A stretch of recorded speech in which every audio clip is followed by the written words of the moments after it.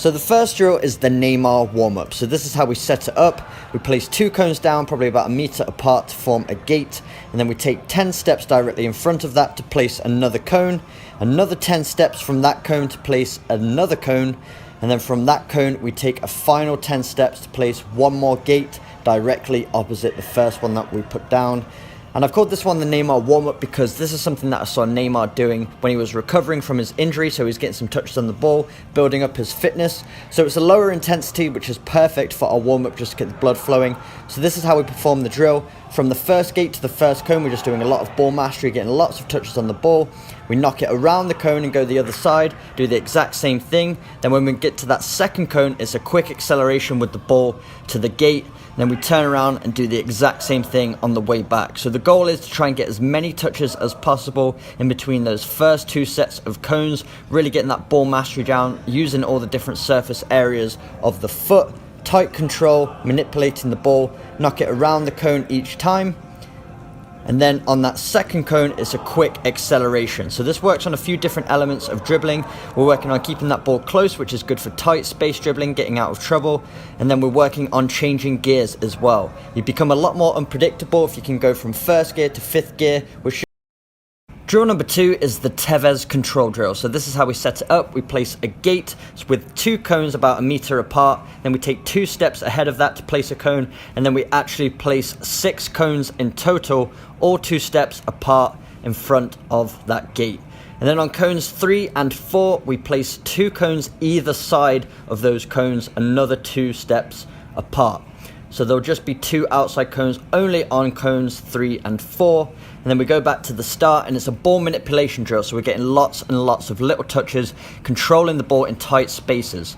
So this is one I saw Tevez doing a few years ago with Nike. Again, I'll leave a link to the video in my description below so you guys can check it out. It also tells you how to set it up. So if this isn't very clear for you, you can actually go to that drill and it will tell you everything you need to know to set this one up.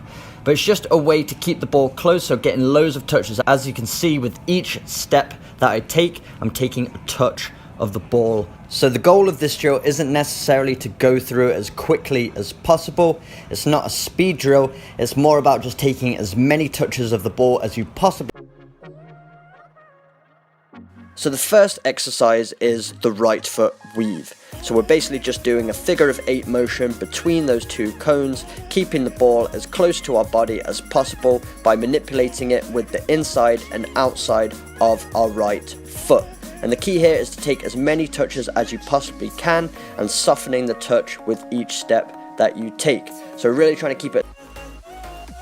Exercise 2 is the left foot weave. So for me, this is my non-dominant foot. So it's very important that we balance our feet and try and get as good with both feet as possible. So for each exercise, we're going to do as many reps with our weak foot as we do with our dominant foot. You're going to be a much more attractive player to scouts and coaches if you're able to manipulate the ball with both feet. And the more things that you can do with your non-dominant foot in relation to your dominant foot, the better player you're going to be and the more opportunities you will get.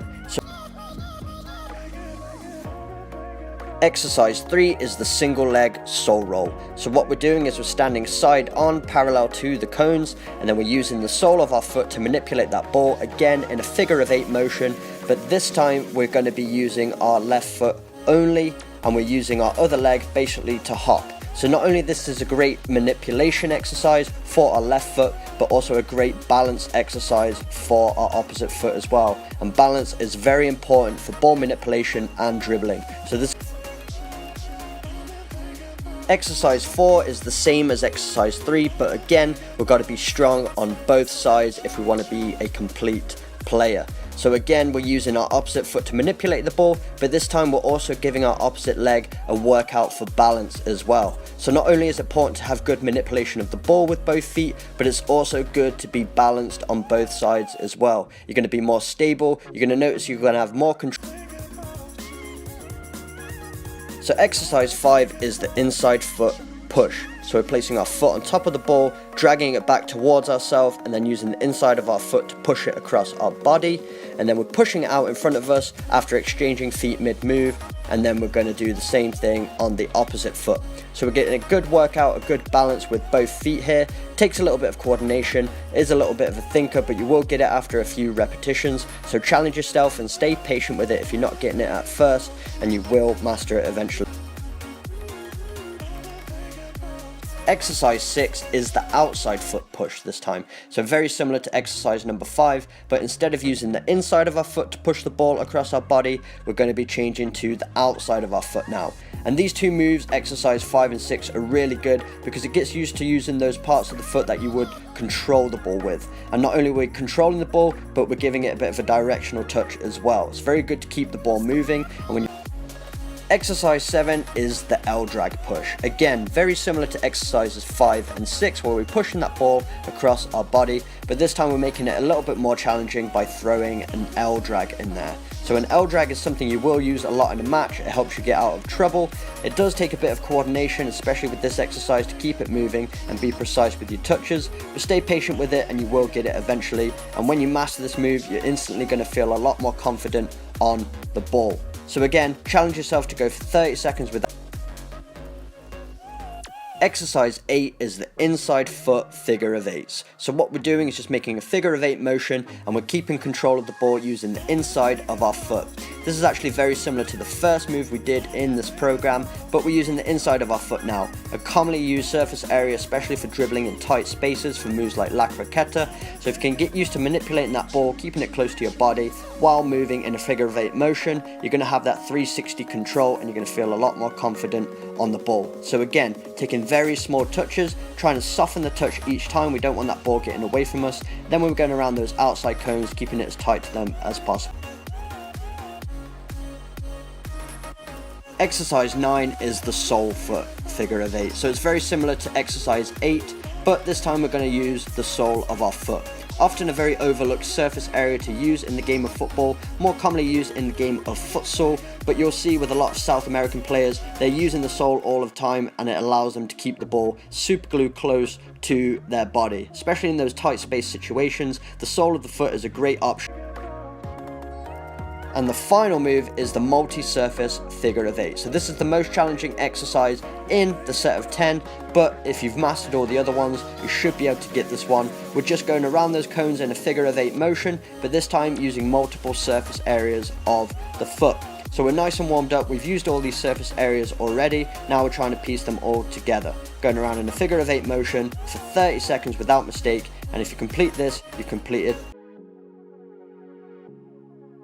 The first exercise is really simple. If you've ever done a speed or agility ladder in your life, you've most certainly done this exercise before. So it's just 2 foot in each square, moving nice and quickly through the ladder and then driving those arms in coordination with your feet movements. So as your right foot moves, your left arm should be driving and vice versa. Staying on your toes throughout the entire movement, heels don't touch the ground, nice and sharp through the ladder. Number 2 is very similar, 2 foot in each square, but this time we're moving laterally. So we're going sideways through the ladder, again driving those arms in coordination with the feet, so that when the right knee comes up, the left arm should be driving and vice versa. Again, staying on your toes throughout the entire movement. Your heels should not touch the ground. We really want to be light on our feet and explosive, and the way we do that is by staying on our toes.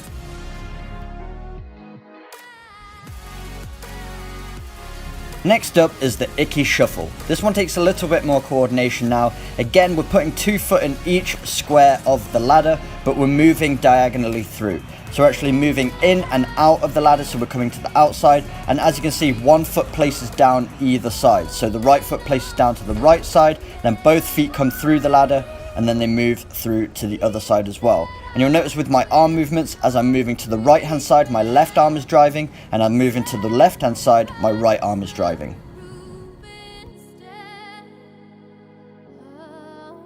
Number 4 is the backwards Icky Shuffle. Exactly the same movement as the Icky Shuffle, but this time we're doing it in reverse. So adding another challenge to it, and this one's especially good for you defenders out there who are having to backpedal a lot if you've got an attacker dribbling straight at you and you need to jockey them. This allows you to stay light on your feet and have good coordination over your foot